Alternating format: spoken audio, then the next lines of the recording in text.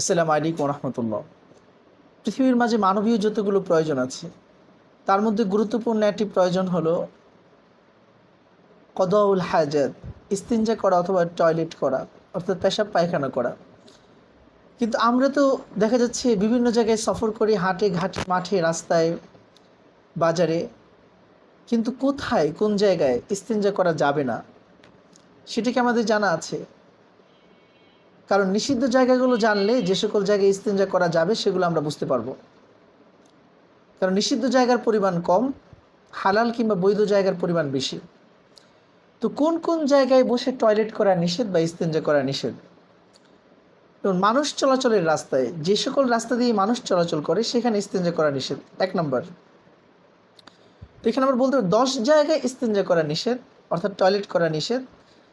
এর মধ্যে 1 নম্বর হলো মানুষ চলাচলের রাস্তায়, যেটা আবু দাউদ শরীফে বিশ্বনবী মুহাম্মদ রাসূলুল্লাহ সাল্লাল্লাহু আলাইহি ওয়াসাল্লাম বলেছেন। 2 নম্বর, ছায়াদার ফলদার গাছের নিচে, যে সকল গাছ ছায়া দেয় আর যে সকল গাছ ফল দেয়। আচ্ছা, প্রথমে মানুষ চলাচলের রাস্তায় কেন নিষেধ? কারণ হলো আপনি টয়লেট করে গেলেন, মানুষ চললো, টয়লেটের মধ্যে পায়খানার মধ্যে পাড়া দিল, কী অবস্থাটা হবে চিন্তা করেন। এই লোকটা তো মনে হয় আপনার 14 গোষ্ঠী তুলে ফেলবে। সে মনের মধ্যে কী কষ্টটা পাবে।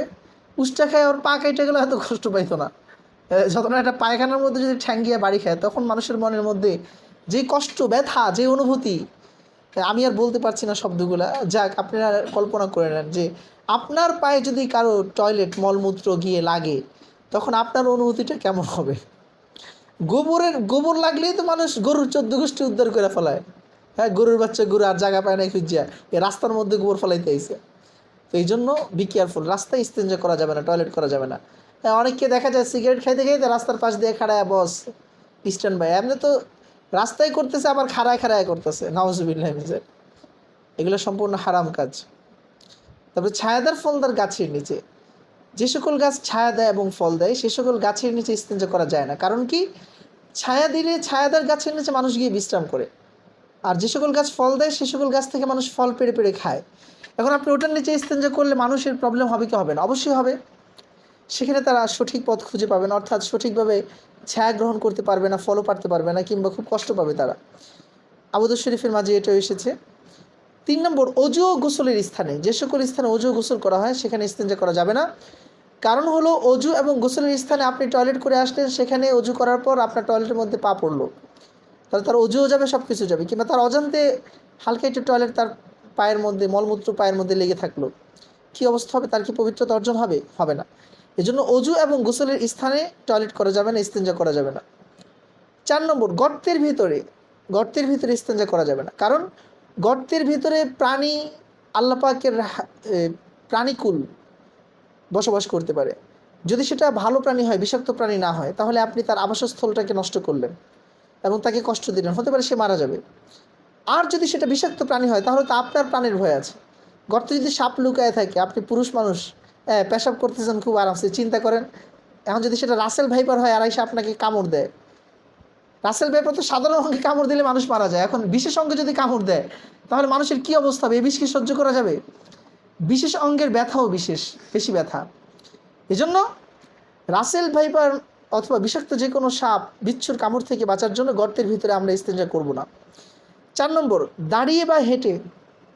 অনেকে ইস্তেঞ্জা করতে হয় বসে, পেশাব করতে হয় বসে, কিন্তু দুর্ভাগ্য এই বাঙালি জাতি মুসলমান হওয়ার পর পোড়া কপাল। এখনও এমন অনেক হোটেল, অনেক 5 স্টার, 3 স্টার, 4 স্টার মানে হোটেলগুলো, যেখানে ইস্তেঞ্জাখানা সাজিয়ে রাখছে দাঁড়িয়ে করার জন্য। হ্যাঁ, পেশাবখানা দাঁড়িয়ে সিস্টেম করে রাখছে, নাউজুবিল্লাহ মিন যালিক। আমাদের পেশাবখানাগুলো বসার সিস্টেমে করতে হবে। এবং আমরা যারা দিনদার, আমরা দিনকে পালন করি এবং চাই মানুষ দিনদার হোক, তারা টয়লেটে প্রয়োজনে লিখে রাখবেন দাঁড়িয়ে পেশাব করা নিষেধ, দাঁড়িয়ে পেশাব করা সম্পূর্ণ নিষেধ, এই কথাটি লিখে রাখবেন। আবার হেঁটে হেঁটে বাচ্চারা করে, বড়রা সাধারণত করে না, কিন্তু কেউ পাগল হলে হয়তো করতে পারে। 7 নম্বর, বিনা ওজরে পানিতে। আপনি পানির মধ্যে গেছেন, প্রয়োজন নেই, আপনার ইস্তেঞ্জা হালকা ধরছে, আপনি করে দিলেন। আপনি চাইলে পানি থেকে উঠে এসে বাসায় এসে করতে পারতেন, কিংবা কোনো নিরাপদ জায়গায় ইস্তেঞ্জা করতে পারতেন, কিন্তু আপনি পানির মধ্যে পেশাব ছেড়ে দিলেন। একটু চিন্তা করে দেখেন। জাপানের মধ্যে একবার এক লোক একটা বিখ্যাত 5 স্টার হোটেলে ভাড়া নিয়েছে, অনেক টাকার মালিক, ভারতের ধনকুবের। এখন ভাড়া নেওয়ার পর জাপানের সকল সুইমিং পুলগুলোতে পেশাব পায়খানা করা নিষেধ, বিশেষ করে পেশাব করা নিষেধ। তো বাঙালি তো আছে, আপনি ফ্যান্টাসি কিংডম যেখানেই বলেন, তাদের বৃষ্টি কথা বলবো না, কিন্তু যেটা বলতে চাচ্ছি যে এই যে এই সুইমিং পুলগুলো, সেখানে গিয়ে তারা পেশাব করে কি করে না, অনেকেই করে। জাপানে তারা একটা সিস্টেম করে রাখছে, পানিতে পেশাব করার সাথে সাথে সেই পানি কালার হয়ে যায়, তখন কে করছে সে ধরা খেয়ে যায়। এটা কীভাবে করে আল্লাহ পাক জানেন। যে কোনো একটা টেকনিশিয়ান পদ্ধতিতে তারা এটা শনাক্ত করে যে কে টয়লেট করলো অথবা ইস্তেঞ্জা করে দিল পানির মধ্যে। এখন এটা করার পর সে যখন উপরে উঠে আসছে, তখন তো তাকে হোটেল থেকে বের করে দিচ্ছে, আপনার হোটেলে থাকার দরকার নেই, চলে যান, কারণ আপনি অপরাধ করছেন। সে মনে করছে আমাকে এক হোটেল থেকে বের করছে, কি হবে, আমি আরও অনেক হোটেলে ঢুকতে পারবো, আমার টাকা আছে। এখন সে আরেক হোটেলে যখন এন্ট্রি নিতে গেছে, তার নাম দিয়ে যখন সার্চ দিছে, দেখা গেছে ওখানেও লেখা উঠে গেছে যে এ সুইমিং পুলের মধ্যে টয়লেট ছেড়ে দেয়।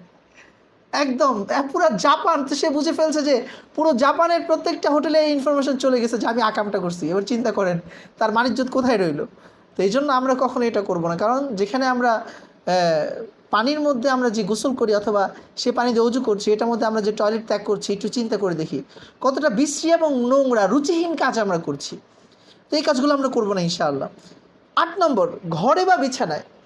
আচ্ছা, ঘরে বা বিছানায় বাচ্চারা করবে, আমরা বড় যারা হয়ে গেছি তারা করব না। ঠিক যেন যারা বড় হয়ে গেছে তারা ইস্তেঞ্জা করার পর অবশ্যই আমরা টিস্যু পেপার অথবা ঢিলা কুলুপ ব্যবহার করব, পানি ব্যবহার করব, যাতে করে আমরা পবিত্র থাকতে পারি। বাচ্চাদের জামা কাপড় নষ্ট হতে পারে। এখন অনেকটাই গাছতে দাওয়াত দিতে গেলে, ভাই আসেন নামাজে আসেন, বলে যে হুজুর লুঙ্গি খারাপ। কেন ভাই, তুমি কি বাচ্চা? ললিপপ খাও না দুধু খাও? এই যে তোমার মতো একটা বড় দামড়া পোলা পাইন বলতেছো যে তোমার লুঙ্গি খারাপ, হ্যাঁ তোমার লুঙ্গি নষ্ট হয়ে রয়েছে, তোমার কি একটু লজ্জা করে না? কত বড় বেহায়া তুমি। এই জন্য আমরা বি কেয়ারফুল, এমন কিছু আমরা করবো না, এমন কিছু বলবো না যার দ্বারা বাণিজ্য পুরো প্লাস্টিক হয়ে যায়। হ্যাঁ, ঢাকা শহরের মধ্যে আমাদের ট্রাক ড্রাইভারের যে হেল্পারগুলো আছে অথবা বাসের যে হেল্পার, এরা তো মাইক্রো গাড়ির প্লাস্টিক বানায় দেয়। আপনি তো জলজন্ত মানুষরা, আপনি নিজে প্লাস্টিক বানায় ফেলবেন। এই জন্য এমন কোনো কাজ করবো না যার দ্বারা নিজেদের বাণিজ্য নষ্ট হয়ে যায়। 9 নম্বর, মসজিদের আঙ্গিনায় বা ঈদগাহে। মসজিদের আঙ্গিনায় আমরা ঈদগাহের মাঠে আমরা ইস্তেঞ্জা করব না। 10 নম্বর, জনসম্মুখে যেখানে মানুষজন আছে সেখানে আমরা ইস্তেঞ্জা করব না। এই 10 জায়গায় যদি আমরা ইস্তেঞ্জা না করি, এই 10 জায়গা ছাড়া বাকি জায়গায় আমরা ইস্তেঞ্জা করতে পারবো ইনশাআল্লাহ। তবে খেয়াল রাখবো ইস্তেঞ্জা করার ক্ষেত্রে যে আমাদের লজ্জাস্থান যেন কেউ না দেখে। মানুষজন তো পর্দা আবরণের মাধ্যমে দেখবে না, কিন্তু জিন শয়তান থেকে বাঁচার জন্য অবশ্যই আমাদেরকে ইস্তেঞ্জার যে সুন্নাহগুলো, ইস্তেঞ্জার আদবগুলো রক্ষা করতে হবে। ইস্তেঞ্জার দোয়া পড়ে টয়লেটে প্রবেশ করলে অথবা ইস্তেঞ্জা শুরু করলে জিন শয়তানও আমাদের কোনো কিছু দেখতে পারবে না ইনশাআল্লাহ। আল্লাহ পাক তাদের চেহারার মাঝে আর আমাদের মাঝে পর্দা তৈরি করে দেবেন ইনশাআল্লাহ। আল্লাহ পাক আমাদের সকলকে নিষিদ্ধ দরজাকে ইস্তেঞ্জা করা থেকে মাহফুজ রাখুন, রক্ষিত রাখুন। আমিন। আসসালামু আলাইকুম রহমতুল্লাহ।